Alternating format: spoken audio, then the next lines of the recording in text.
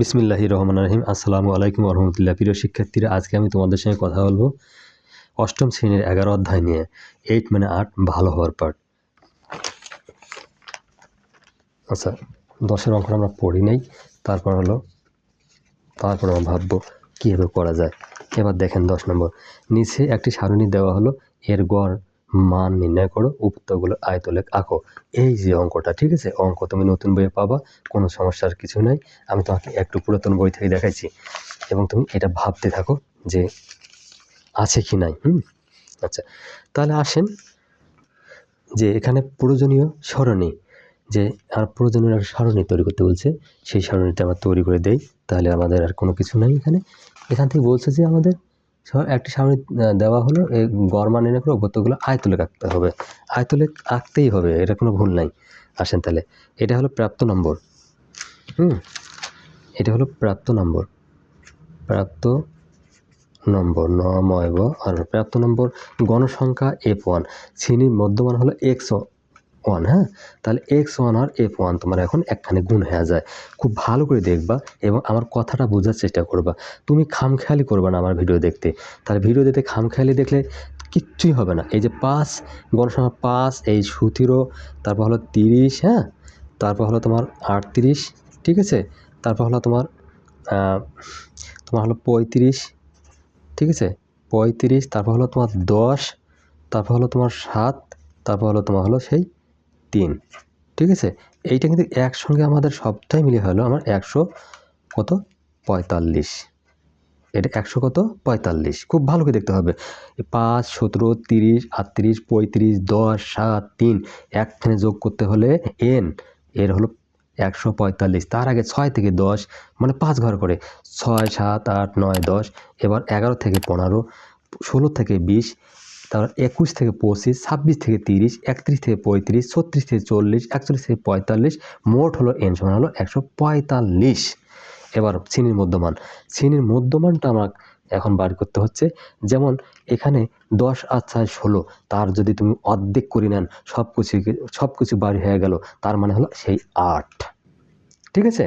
এবার 15 আর 11, এখানে যদি মধ্যমান বার করতে যাই, সেই হলো সেই কাঙ্ক্ষিত 13, তারপর আমার 18, তারপর হলো তোমার হলো 23, তারপর হলো তোমার 28, তারপর হলো তোমার 33, মানে খুবই মজাদার, ইন্টারেস্টিং। তারপর হলো সময় এই 38, তারপর হলো তোমার হলো সেই 43, ঠিক আছে। এবার বলছে কি F1 X1 একখানে গুণ না হলে অঙ্কের মধ্যে হয়ে যাবে খুন। এই যে 5 হলো সেই 40, কি তাই না। 17 আর 13 গুণ করতে হলে আমার হলো 221, ঠিক আছে।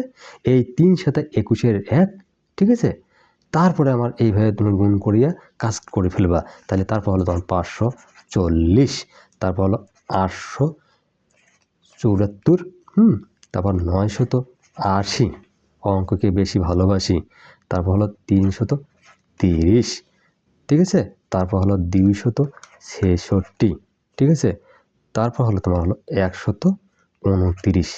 কি মাই ডিয়ার স্টুডেন্ট, তুমি একবার ভালো করে দেখার চেষ্টা করো, তাহলে তুমি ভিডিও কেন, তুমি একবারে ভিডিও নিজেই বানাইতে পারবা, আমাকে আর লাগবে না। তাহলে এবার আসেন, এবার যেটা করব আমরা, সামেশান FI আর XI মানে A1 দিলে সমস্যা নাই। তাহলে আসেন, আসতেছে কত, 3380। অঙ্কটা হলো সম্পূর্ণ তোমার জন্য। এবার বলছে কি নির্ণয় গড়। এই যে গড়, খালি এত গড় আর গড়, তুমি কেমনি হবে পর। এবার অঙ্ক দেখো তুমি চর্চা চট্টপট বারবার। এবার আমরা সেই নির্ণয় গাণিতিক গড়টা দেখাই, ঠিক আছে। নির্ণয়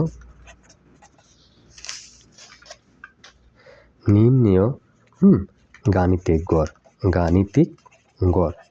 আচ্ছা, তাহলে আমরা কি লিখলাম, সামেশান FI XI, হ্যাঁ, তার নিচে হলো n, মানে সামেশান মানে হলো কি, তার একখানে মোট যে যোগটা আছে 3380, ঠিক আছে, তার নিচে আছে 145, মানে একে যদি আমরা কাটাকাটি করি তাহলে 23 হলো সেই 31। এবার লেখো 23 হলো 31, এখানে লিখতে হবে সেই প্রায়। ক্লিয়ার? এখানে কি বললাম, সেই হলো প্রায়। পরেরটা আমরা আসি, পরের জায়গাটাকে মধ্যে আমরা আসি। বলছে যে আয়তলেখ অঙ্কন করতেই হবে। এবার কোনো বাধা বিপত্তি নাই, আয়তলেখটা অঙ্কন করতেই হবে। এবার বলছিলাম আমরা যেটা পাইছি সেটা ছিল আমাদের যেটা আমরা আগে শ্রেণীব্যাপ্তি এবং শ্রেণী বিচ্ছিন্ন করে নেব। শ্রেণী বিচ্ছিন্ন না করলে কিন্তু অঙ্ক আমাদের হবে না। আচ্ছা, 6 থেকে 10, 6 থেকে 10 এখানে হলো আমাদের কি, এখানে 5 দশমিক হলো 5 থেকে 10 দশমিক হলো 5, মানে এই যে প্রকৃত এখানে শ্রেণীসীমা যখন বার করবো, প্রকৃত শ্রেণীসীমা বার করবো যাই, তাহলে কি হবে, এর পূর্ব সংখ্যাটা হলো 5.5, মানে এর পূর্ব মানে অর্ধেক কমবে, এখানে অর্ধেক বাড়বে, যে 10.5।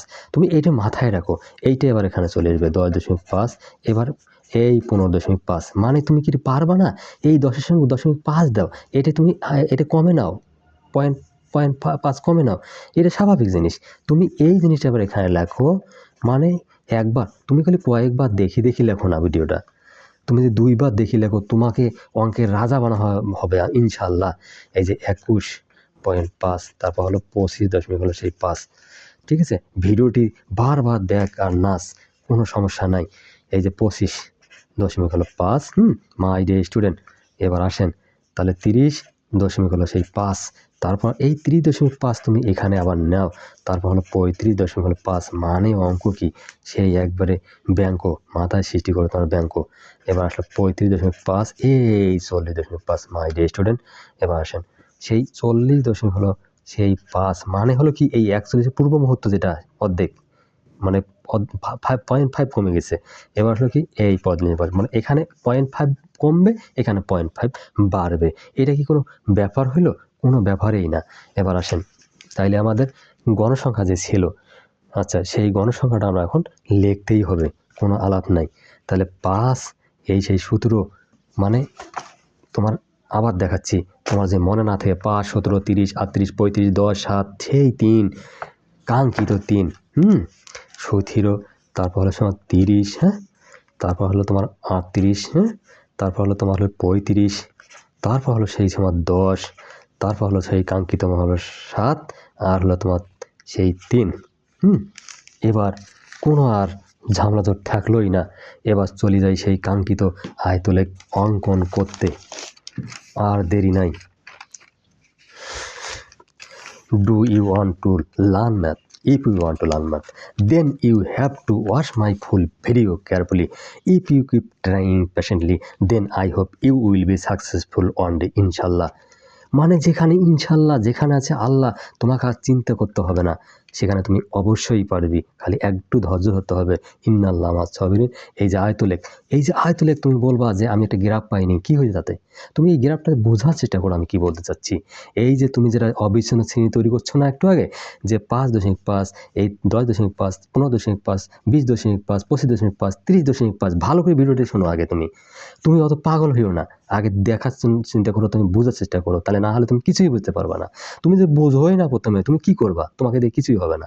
35.5, এই 40.5, 45.5, আরে তুমি বুঝিয়েও শুনিয়েও লিখতে পারবা। কি ক্লিয়ার? বুঝতে পারছি।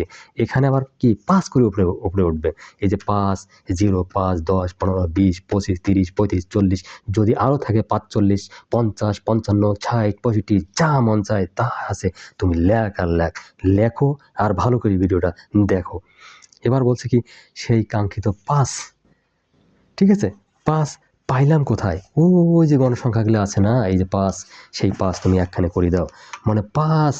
ভিডিওটা দেখো আর মনে মনে তুলে নাচ, মানে তুমি রিল্যাক্স না থাকলে কি লেখাপড়া হবে? কখনোই হবে না।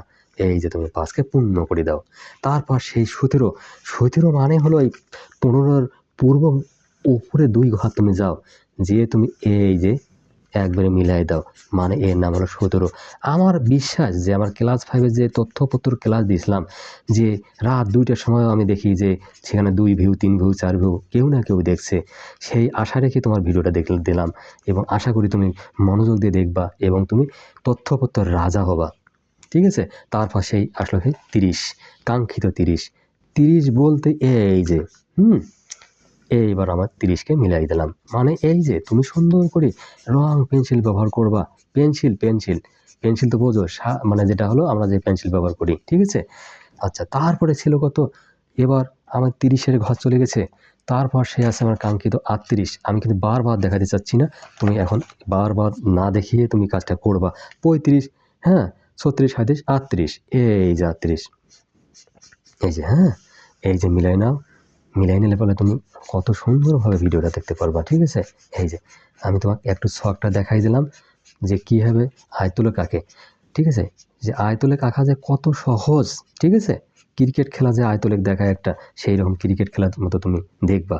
এবার তারপরে আছে সেই 35, কাঙ্ক্ষিত সেই 35। এই 35-এর ঘর এই যে আনো, মানে মাই ডিয়ার স্টুডেন্ট, আমার তো এটা গ্রাফ না, আমি তোমাকে শুধু বুঝাই দিচ্ছি যে আমি তোমাকে বুঝাইতে পারছি কিনা। এই যে দেখো, হ্যাঁ, এই যে, আচ্ছা, এই যে, হ্যাঁ, ঠিক আছে, এই আমি ঘরগুলো এইভাবে পূরণ করে তোমাদের একটু দেখাইতে পারলাম, এতটুকু ভালো লাগার বিষয়। তারপর সে আসে কাঙ্ক্ষিত 10, 10, 10, 10, এই 10 মিলাই দাও। মানে যদি তোমার একবার মাথায় ঢোকে তাহলে তোমার আর জিন্দিগিতে তথ্যপত্র নিয়ে কোনো ঝামেলাই হবে না। তারপর কত আছে? সেই 7, কাঙ্ক্ষিত সেই 7, এই সেই 7। ঠিক আছে, আচ্ছা, এই 7 পূর্ণ করে দিলাম। তারপর সে যে 3। ঠিক আছে, দেখো মাই ডিয়ার স্টুডেন্ট, আয়তলেখ মানে কি?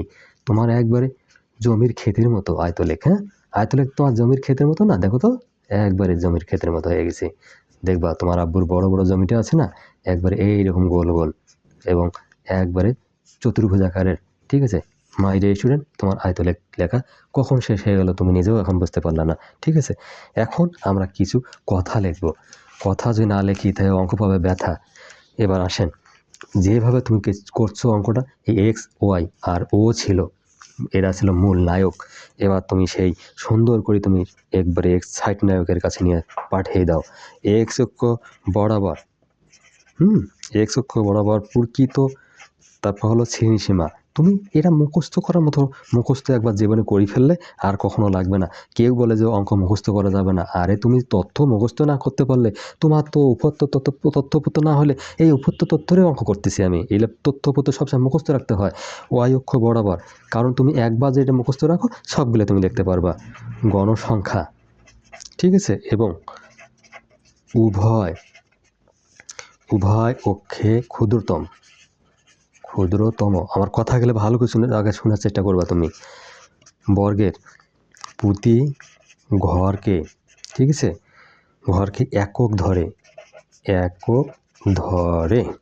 মানে আয়ত লেখা হয়েছে একক ধরে, এক কথা লিখতে পারেন, একক ধরে আয়ত লেখ, আয়ত লেখ আঁকা হয়েছে।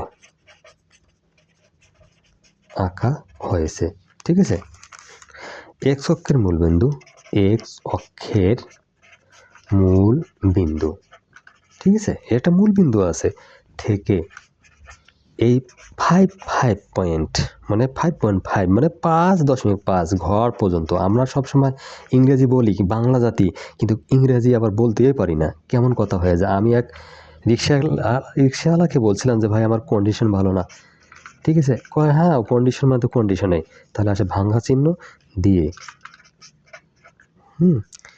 আগের